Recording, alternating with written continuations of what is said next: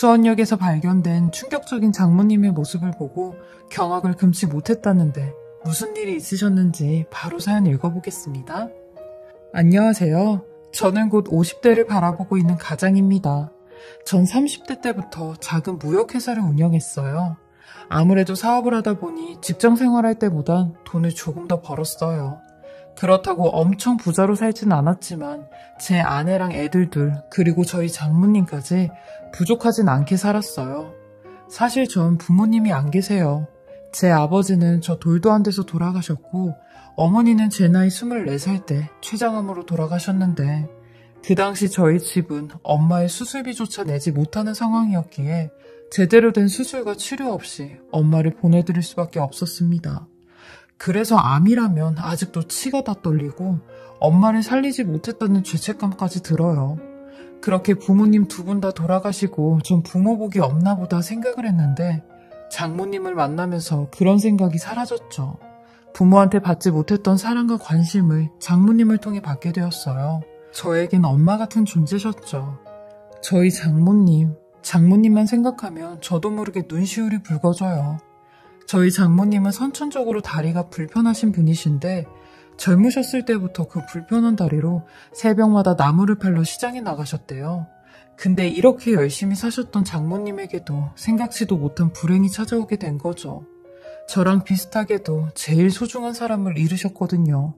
저희 아내가 3살 무렵 그날도 어김없이 장모님은 어린 아내를 얻고 불편한 다리로 새벽에 나무를 팔러 시장에 나가셨대요. 근데 시장에 나가신 지 얼마 안 돼 장모님 집에 아주 큰 불이 났다는 소리를 듣게 되었고 그 얘기를 듣자마자 버선발로 집을 뛰쳐갔는데 집안에서 잠을 자고 계셨던 아내의 아버지와 오빠는 차마 집 밖으로 나오지 못하셨다고 했어요. 그렇게 장모님은 충격으로 실어증까지 걸리게 되셨고 평생 그 트라우마를 안고 사셨대요. 아내 말로는 아내가 중학교 졸업할 때까지 말씀을 못 하셨대요. 그 이후로는 조금씩 단어 위주로 말씀은 하셨다는데 아내 말로는 지금 생각해보면 초반에는 엄마가 정말 실어증 때문에 말씀을 못 하셨는데 그 이후로는 엄마 스스로 아예 마음의 문을 닫아버린 것 같았다고 했죠. 근데 이런 장모님도 유일하게 저한테는 아들처럼 잘해주시더라고요. 맛있는 게 있으면 저부터 챙겨주시고 좋은 게 있으면 저한테 제일 먼저 갖다 주셨어요. 의사소통으로 힘든 부분도 있었지만 장모님의 진심만은 말이 통하지 않아도 전부 다 전달이 됐죠.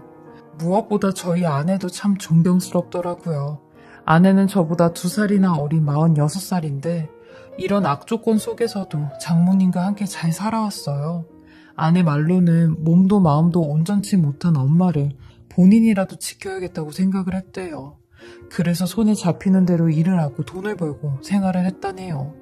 아내를 처음 만난 것도 직장에서 만나게 되었는데 저희가 다녔던 직장이 무역회사였어요. 그 당시 일본이나 미국에서 물건을 수입해 소비자들에게 판매하는 조그만 회사였는데 말이 회사지 거의 보따리 장사 수준이었어요. 그래서 임금도 자주 떼이고 사장이랑 언쟁도 자주 오갔죠. 전 이렇게는 안 되겠다 싶어 아내와 결혼 후 제가 직접 무역회사를 차렸습니다. 그리고 정말 열심히 살았어요. 개인 사업을 하시는 분들은 아시겠지만 사업을 하게 되면 하나부터 10까지 다 제 손을 거쳐야 하잖아요. 그러다 보니 주말도 없이 일을 했어요. 그리고 이렇게 열심히 살다 보니 이에 맞는 보상을 받는 듯 10년 동안은 크게 돈 걱정 안 하고 살았습니다. 저희 장모님 생활비와 용돈 그리고 실어증 치료까지 시켜드렸어요. 하지만 너무 늦게 병원을 찾아갔고 완치는 불가능하다고 했어요. 그래도 어느 정도의 의사소통은 하실 수 있게 되셨죠.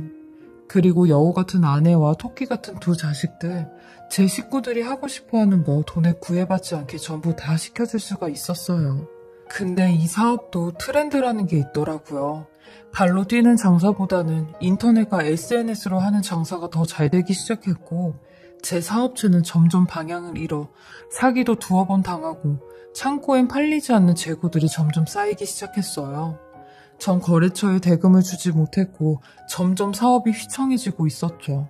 그리고 한번 휘청해진 사업은 도미노처럼 쓰러지기 시작하더라고요. 이곳저곳에서 돈을 빌려 이리 맞고 저리 맞고 해도 빵꾸가 났고 더 이상 손을 쓸 수 없는 지경까지 왔습니다. 10년 전만 해도 제가 하는 사업이 영원히 잘 될 거라고 생각을 했는데 인생이라는 게 한치 앞도 알 수가 없더라고요. 가장인 제가 무너지니 집안이 흔들렸어요. 저만 바라보고 있는 와이프랑 자식들을 생각하니 밤에 잠도 안 오더라고요. 빚 독촉 전화는 끊임없이 왔고 돈을 빌린 지인들에게도 사람 취급을 받지 못했어요.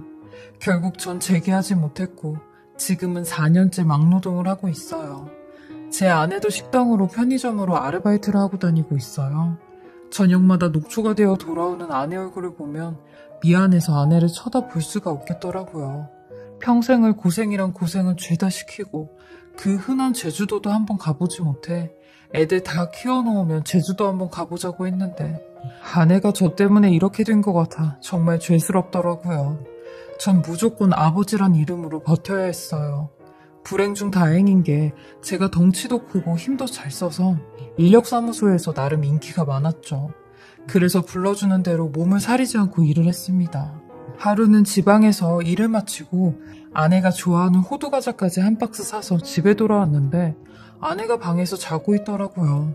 전 그런 아내를 깨워 여보 나 왔어. 당신이 좋아하는 호두과자 사왔으니까 일어나서 이것 좀 먹어봐 했죠.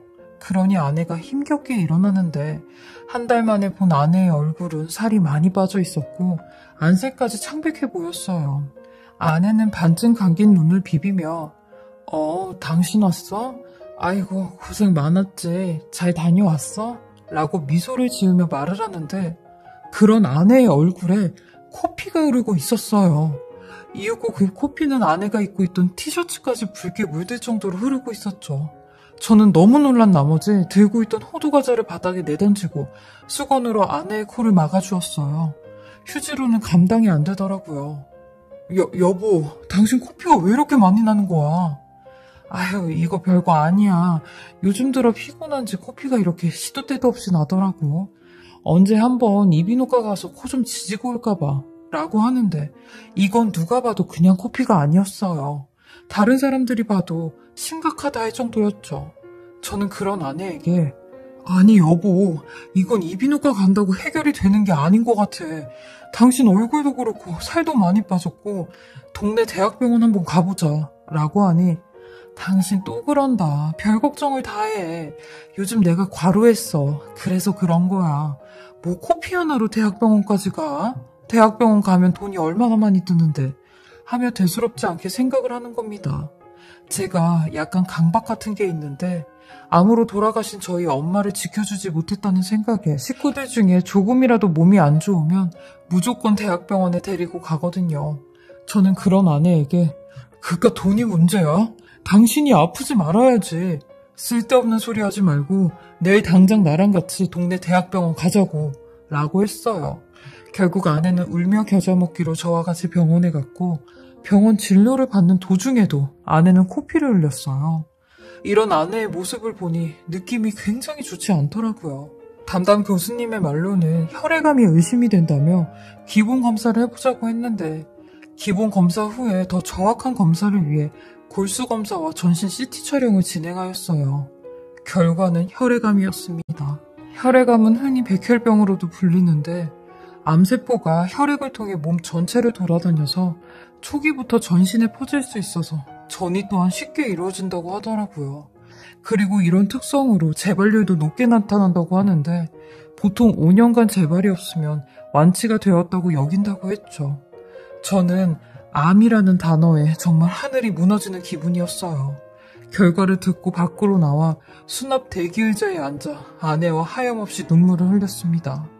이런 아내가 참 안쓰럽고 애처롭고 저로 인해 이런 병이 걸린 것 같아 제가 원망스러웠어요. 아내에게 미안하다는 말만 연신하니 되려 아내는 절 위로해주며 뭐가 미안하냐고. 나 씩씩하고 용감한 사람이니까 혈액암 이거 다 이겨낼 수 있다고 아무것도 아니라고 했죠. 그러면서 제게 당신 무너지지 마. 당신 내 남편이고 애들 아빠야. 근데 당신이 이러면 어떡해. 나도 마음 굳게 먹을 테니까 당신도 울지 마. 울긴 왜 울어. 라고 하더라고요. 그리고 아내는 장모님한테는 혈액암에 걸렸다는 사실을 알리지 말자고 했어요. 장모님까지 알게 되면 진짜 큰일 난다고 하는데 저도 알겠다고 했습니다. 거의 한 동네에서 사는 장모님께는 어쩔 수 없이 거짓말을 하고 아내와 같이 지방으로 일을 가야 될 것 같다고 했어요. 그렇게 장모님께 말씀을 드리고 저희 아내는 본격적으로 치료를 받게 되었어요. 기본적인 항암 치료가 들어갔는데 치료 기간이 길고 반복되는 치료이기에 장기간을 견뎌야 했죠. 이런 아내 옆에 있어주고 싶었지만 저는 어쩔 수 없이 일을 해야 했어요. 아내의 수술비를 벌어야 했으니까요. 전 더 많은 일당을 받기 위해 더 힘든 일을 자처해서 다녔고 아내의 항암 치료가 3개월 정도 접어들었을 때 광주에 보수가 센 일거리가 들어왔고 아내에게 일주일 정도 광주에 다녀와야 될 것 같다고 했어요. 그러니 본인은 괜찮다고 돈 많이 벌어가지고 오라는 농담까지 하더라고요. 그렇게 전 인력사무소에서 준비한 차량을 타고 광주로 내려가 일을 했습니다. 그리고 올라가는 차량은 따로 없어서 알아서 기차를 타고 가야 된다고 했어요. 전 일이 다 끝나고 가슴에 두둑한 돈봉투를 품고 수원역까지 가는 기차에 몸을 실었습니다. 수원역에서 내려 전철을 타고 집으로 가려고 했거든요. 저는 수원역에 도착해 전철을 타려고 역 쪽으로 가고 있었는데 역 광장 쪽에서 아주 시끄러운 소리가 막 들려오더라고요. 어떤 젊은 여자의 까랑까랑한 목소리였는데 아니 저기요, 이 가방이 지금 얼마짜리 가방인 줄 알아요? 대기 버는 돈으로 이 가방 살까 말까 한다고요. 근데 이걸 일단 쇼핑백으로 치고 가면 어쩌자는 거예요?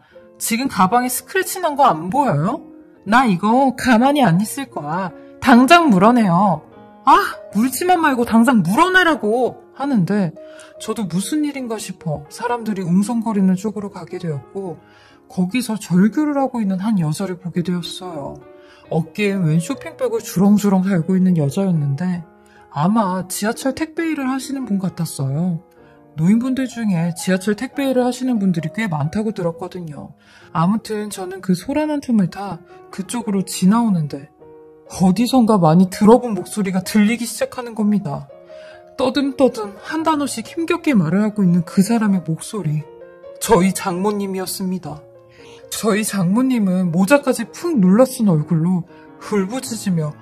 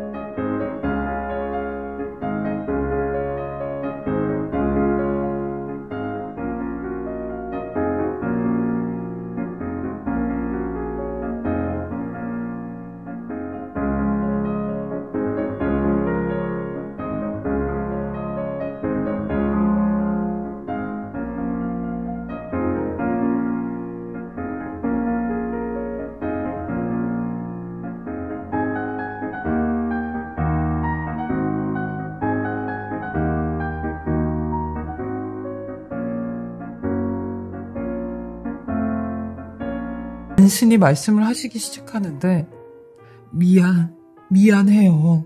살려줘요. 내 딸, 우리 딸이 암이라고 하시는데 전 그 모습을 보고 온몸에 힘이 풀려 들고 있던 짐까지 다 놓쳤어요. 그러니 그 여자는 신경질을 내며 이 할머니 지금 뭐라는 거야? 할머니 말 못해요? 제대로 말 좀 하라고요. 라는 그 여자에게 눈을 부릅뜨며 다가갔어요. 그리고 바닥에 엎드려 있는 장모님을 일으켰고 장모님은 절 보자마자 소스라치게 놀라시며 막 저를 말리시는 겁니다. 전 아랑곳 안 하고 그 여자에게 당신이 뭔데 우리 장모님한테 말을 그따위로 하냐며 우리 장모님이 이렇게 했다는 증거 있냐고 했어요. 증거가 있으면 내가 그깟 가방 물어주겠다고 했죠. 여기 널린 게 CCTV인데 당장 가서 확인해보자고 큰 소리를 쳤어요. 그러니 그 여자가 아이씨 아저씨는 뭔데 하며 짜증을 내고 아무 소리도 못한 채 똥 밟았다고 지 친구한테 가자고 하며 주랭랑 치듯이 도망을 가는 겁니다. 저는 장모님한테 어머님 이게 다 뭐예요? 어머님이 왜 이런 일을 하고 계세요? 라고 하니 장모님은 놀라셨는지 아무런 말씀은 못하시길래 사람들이 없는 쪽으로 모시고 와서 안심을 시켜드린 후 자초지종을 듣게 되었어요. 2시간 동안 듣게 된 장모님의 말씀에 전 그 자리에서 오열을 하고 말았습니다. 장모님은 아내가 암에 걸린 걸 이미 알고 계셨더라고요. 장모님과 잘 알고 지낸 동네 아주머니께서 그날 저희가 병원에서 하는 얘기를 다 들으셨대요. 그래서 장모님께 이 사실을 알리신 거죠. 근데 그날 저희 부부가 와서 지방으로 일을 간다고 하는 걸 듣고는 눈치를 채셨대요. 아, 얘들이 암에 걸린 걸 숨기고 싶어 하는구나 라고요. 그래서 장모님도 끝까지 모른 척을 하셨고 저희한테 조금이나마 돈으로 도움을 주고 싶어서 이 지하철 택배 일을 하시게 되었다는 겁니다. 다리도 불편하신 장모님께서 절뚝거리시며 하얀 메모지가 상대방과의 대화 내용으로 색감해질 때까지 하루에도 몇 번씩 지하철을 타고 계단을 오르락 내리락 하시며 돈을 버셨더라고요. 저희를 위해서요. 저는 이런 장모님의 말씀에 차마 고개를 들지 못했고 죄송하다며 울기만 했습니다. 그러니 장모님은 제 손을 잡아주시며 뭐가 죄송하냐고 자네도 내 딸 살리려고 이렇게 아둥바둥 사는 거 아니냐고 내가 다 안다고 되려 나는 자네한테 고맙다고 하시는데 장모님의 사랑에 이런 게 부모의 사랑이구나 하고 다시 한번 느꼈어요. 나도 부모라고 생각했는데 장모님은 그보다 더 큰 부모였다는 걸 느끼게 되었죠. 장모님도 아프셨을 텐데 속이 상하셨을 텐데 묵묵히 저희를 위해 사신 모습에 뭐라 표현하지 못할 정도로 가슴이 메어졌어요. 저는 장모님 어깨에 들린 쇼핑백을 덜어드리고 장모님과 함께 아내가 있는 집으로 갔습니다. 아내는 제가 장모님과 같이 온 사실을 몰랐고 듬성듬성 빠져있는 머리의 모습을 한 채 현관문 쪽으로 나왔어요. 그리고 장모님을 보자마자 그저 말없이 부둥켜 울기만 하더라고요. 아내도 이 사실을 다 듣고 난 뒤 장모님의 다리를 쓸어내려주더라고요. 그리고 장모님께서는 한 달에 50만 원씩 3달 동안 번 돈 150만 원을 저희에게 주시더라고요. 안 받으려고 했지만 장모님은 이건 돈 그 이상이라고 내 사랑이라고 얼른 받으라고 하시는데 그 돈 감사히 받았습니다. 그리고 저는 장모님께 이제 일은 그만하시라고 했어요. 제가 어떻게든 집사람 살릴 테니까 걱정 마시라고 했죠. 어머님은 집사람과 저희를 위해 기도만 해주시면 된다고 했어요. 이런 일이 있고 난 후 1년이 흘렀는데요.